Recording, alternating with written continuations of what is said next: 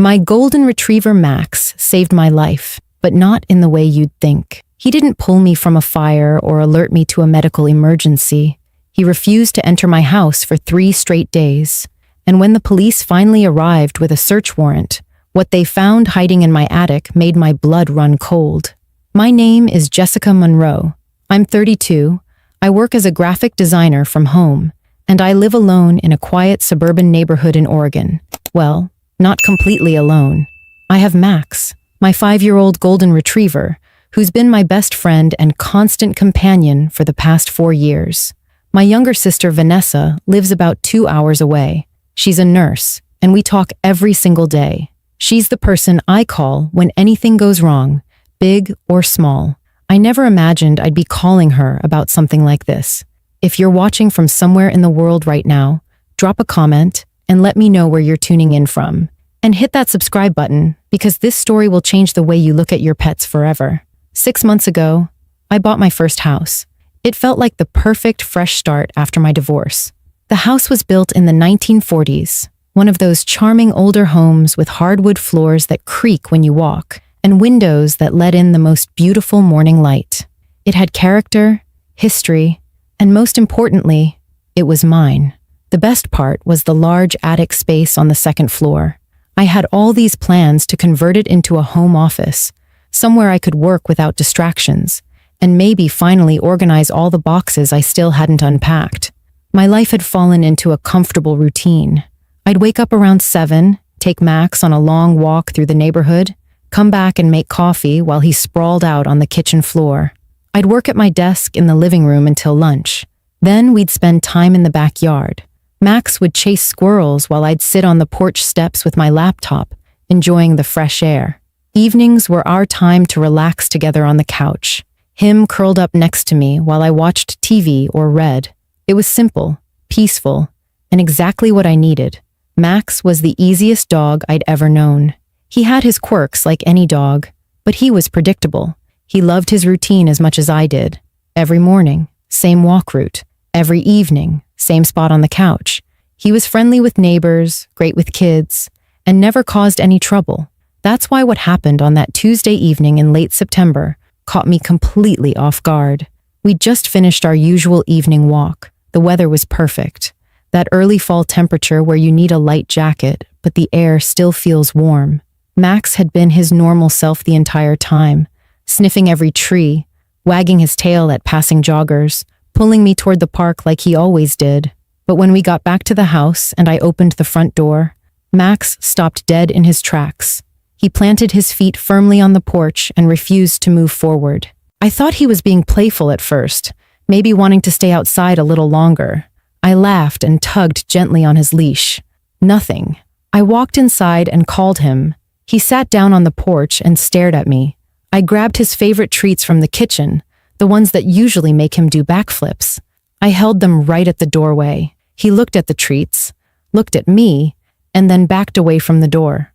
I tried everything. His squeaky toy, his food bowl, even brought his water dish to the front step. Max just whined softly and laid down on the porch, his eyes locked on the open doorway like there was an invisible wall he couldn't cross. After 20 minutes of trying every trick I knew, I gave up. I sat down next to him on the porch steps, completely confused. Max rested his head on my lap and let out this long, heavy sigh. He wasn't acting sick or scared exactly. He was acting protective, almost like he was trying to keep me from going inside. But that didn't make any sense. We'd only been gone for 40 minutes. Nothing could have changed in that time. I ran my hand through his soft fur and looked at our house, the lights glowing warmly through the windows. Everything looked completely normal. I had no idea that normal was about to disappear. Wednesday morning arrived, and Max still wouldn't budge. I'd spent the entire night on the porch with him, dozing off in short, uncomfortable intervals while he stayed alert, his ears twitching at every sound. When the sun came up, I tried again to coax him inside. Same result. He backed away from the door like it might bite him. I was exhausted, confused, and starting to worry that something was seriously wrong with him. I called Vanessa while making coffee in the kitchen, keeping the front door open so I could see Max waiting on the porch. She answered on the second ring, her voice still groggy from her night shift at the hospital. I explained everything, and she immediately suggested Max might be sick or traumatized by something inside the house. Maybe there was a dead animal somewhere, or a gas leak, or some smell that only he could detect. That made sense to me, so I spent the next hour searching every single room. I checked under furniture, inside closets, behind appliances. I opened the basement door and walked down with a flashlight. Nothing looked disturbed. No strange odors, no signs of animals, no leaks. Everything was exactly as I'd left it yesterday. I opened every window in the house, thinking fresh air might help if there was some scent bothering him. Max approached the doorway when I called him, stretched his neck forward to sniff, and immediately flattened his ears against his head before backing away again. The look in his eyes wasn't confusion anymore. It was fear. By Wednesday afternoon, I knew I needed professional help. I loaded Max into my car, which he jumped into happily, and drove to our vet's office. Dr. Raymond Chen had been Max's vet since I adopted him, and he knew Max's entire medical history. I explained the situation while Dr. Chen examined him thoroughly. He checked Max's heart rate, his breathing, looked in his ears and eyes, felt his stomach and joints. After 20 minutes of tests, Dr. Chen smiled and told me Max was in perfect health. His vitals were strong, he showed no signs of pain or illness, and he was responding normally to every physical test. Dr. Chen suggested it might be a behavioral issue, possibly anxiety triggered by some change in our routine that I hadn't noticed. He recommended giving Max a few days to adjust and monitoring him for any physical symptoms that might develop. I left the office feeling more frustrated than reassured. If nothing was wrong with Max, then why was he acting this way? Thursday was my breaking point. I'd been sleeping in my car in the driveway for 2 nights, only going inside to shower and grab clean clothes while Max waited in the yard. My work was falling behind because I couldn't focus. I was running on maybe 3 hours of sleep. Vanessa called and offered to drive up immediately, but I told her I could handle it. I didn't want to admit how scared I was becoming, not of Max, but of not understanding what was happening. That evening, something changed.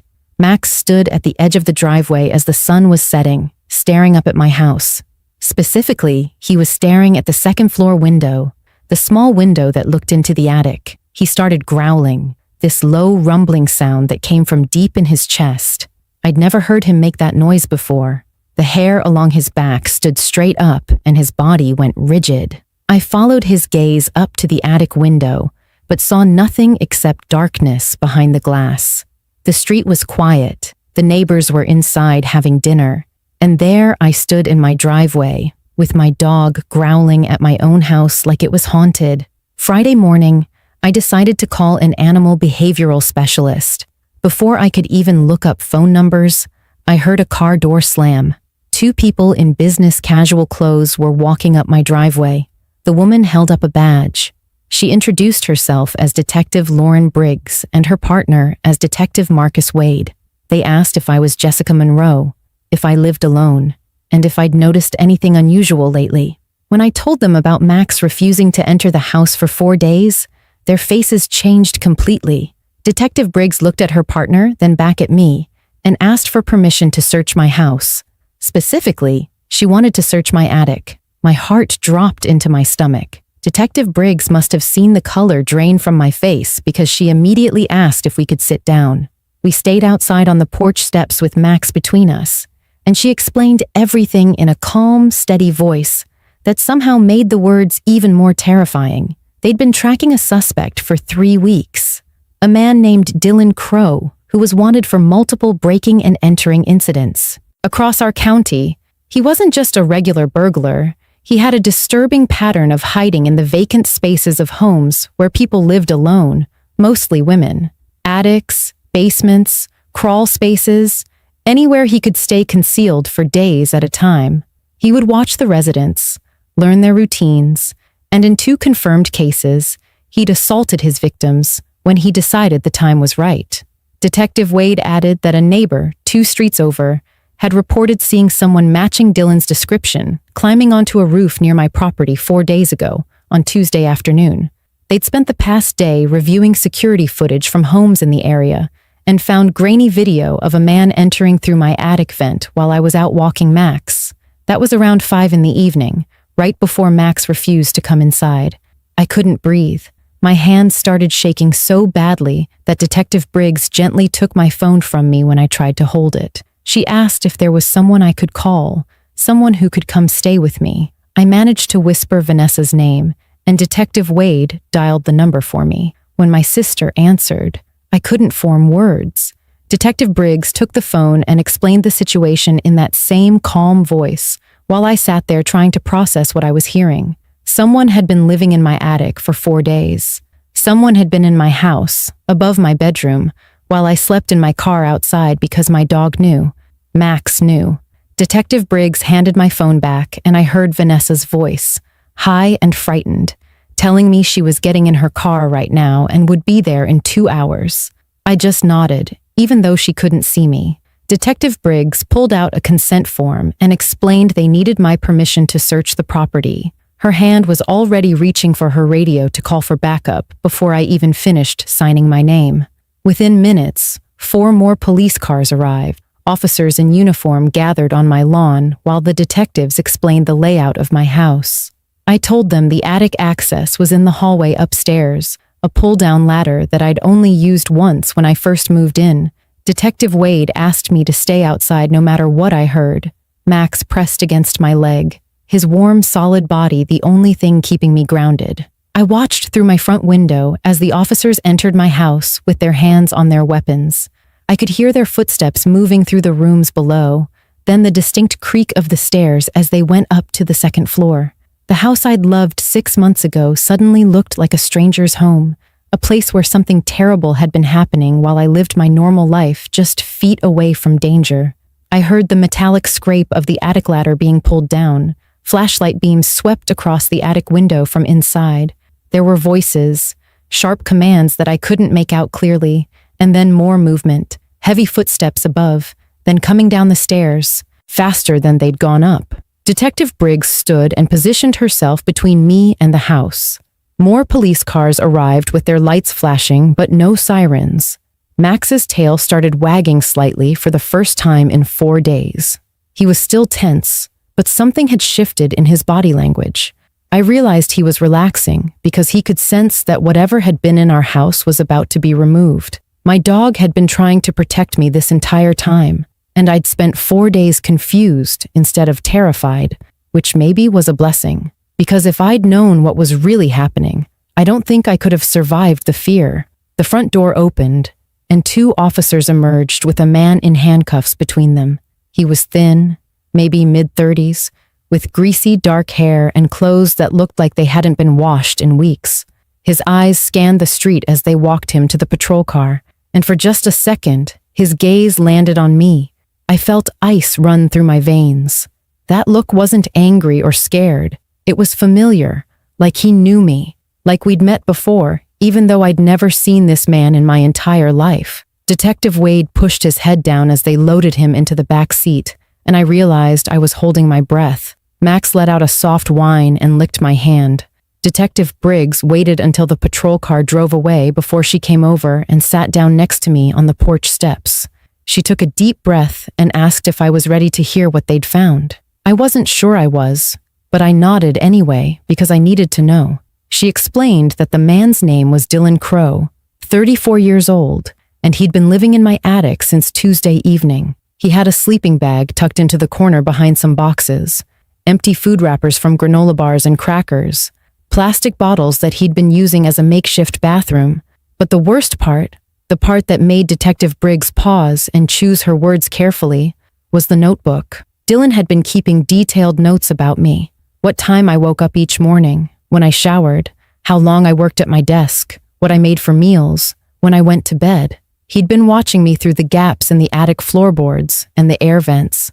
The attic in those old houses isn't completely sealed off from the rooms below, and he'd found the perfect spots where he could see into my bedroom and the hallway. He knew my entire routine better than I knew it myself. Detective Briggs showed me a photocopy of 1 page from his notebook, and my stomach turned. He'd written my schedule hour by hour for 3 full days.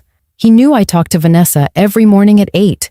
He knew I ate lunch at noon. He knew I went to bed around 10:30 and read for 20 minutes before turning off the light. Detective Wade joined us and added that they'd also found a knife in Dylan's backpack, along with zip ties and duct tape. He pulled out his own notebook and explained that Dylan had done this before, to 2 other women in neighboring towns over the past year. One woman had been assaulted in her own home and barely escaped. The other had woken up to find him standing in her bedroom. Both cases were still open investigations because Dylan had disappeared before the police could arrest him.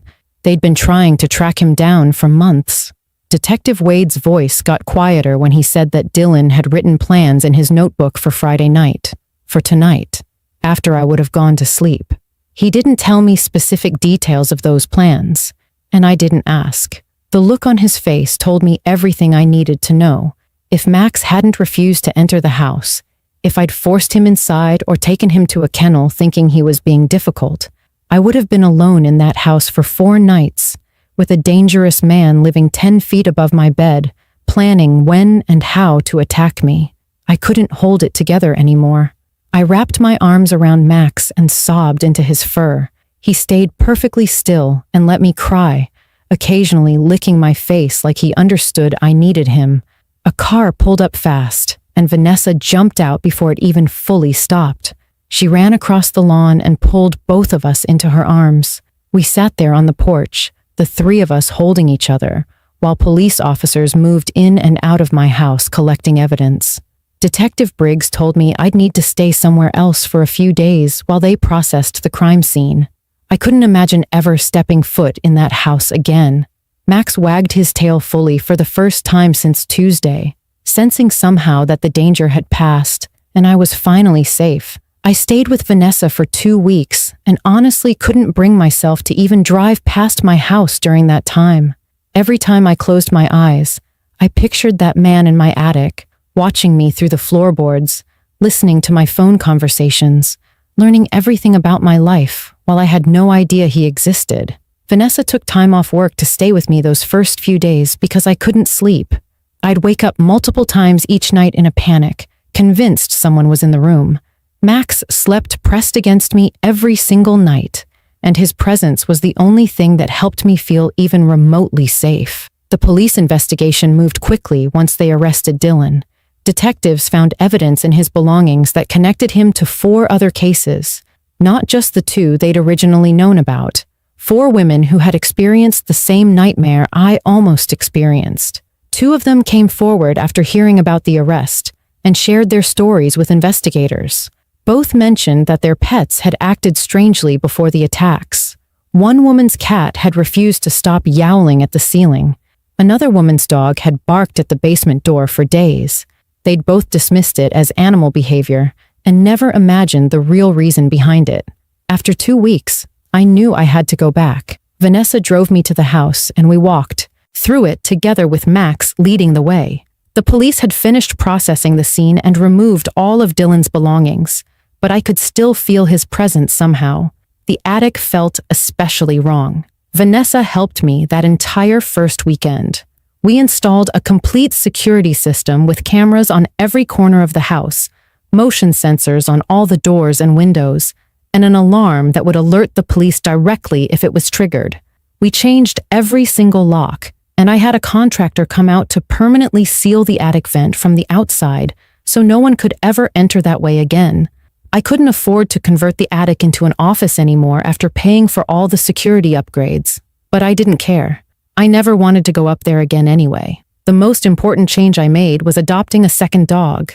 I found Luna at a rescue shelter, a 3-year-old German Shepherd mix who'd been returned twice by families who said she was too alert and barked at everything. That sounded exactly like what I needed. Max and Luna bonded immediately, and having both of them in the house made me feel protected in a way the security system never could. It took months before the house started feeling like mine again. I moved my desk to a different room because I couldn't work in the spot where Dylan had watched me from above. I rearranged furniture and painted walls, anything to make the space feel different from what it had been. Vanessa visited every weekend for the first 2 months, and slowly, very slowly, I started sleeping through the night again. The court proceedings were difficult. I had to testify about what happened and see Dylan again in that courtroom. But knowing he was going to prison for a long time helped me move forward. He was sentenced to 18 years for multiple charges, including stalking, attempted assault, and breaking and entering. The judge specifically mentioned that Max's behavior had likely saved my life, which made me break down crying right there in court. I decided to share my story publicly because I wanted other people to understand something crucial. Trust your animals. They sense things we can't. Things we're not built to detect. Changes in air pressure, unfamiliar scents, sounds beyond our hearing range, the presence of someone who shouldn't be there. Max knew someone was in that attic before I had any clue. His refusal to enter wasn't stubbornness or a behavior problem or anxiety. It was protection. He was telling me in the only way he could that our home wasn't safe. I'd spent 4 days confused and frustrated when I should have been listening to what he was trying to communicate. If you have pets and they start acting strange, really pay attention. Don't dismiss it as nothing. It might be nothing, but it also might be everything. People always say dogs are man's best friend, but Max was so much more than that to me. He was my guardian, my protector, my hero. I owe him my life, and that's not an exaggeration. Now, every time he hesitates at a door, or stares at something I can't see, or growls at a sound I didn't hear, I stop and pay attention. Because the one time I didn't listen carefully enough, I almost didn't get a second chance. Max is 9 years old now, and Luna just turned 6. We still live in that house, the one that almost became the worst mistake of my life, but instead taught me the most important lesson I've ever learned. Every evening, the three of us sit together in the backyard and watch the sun set. Max rests his head on my knee like he always does, and I scratch behind his ears while telling him thank you. I'll never stop thanking him. If this story made you think differently about the pets in your life, hit that subscribe button and drop a comment telling me about a time your pet warned you about something. I read every single comment and I'd love to hear your stories. Trust your instincts, trust your gut, and most importantly, trust your animals. They might just save your life.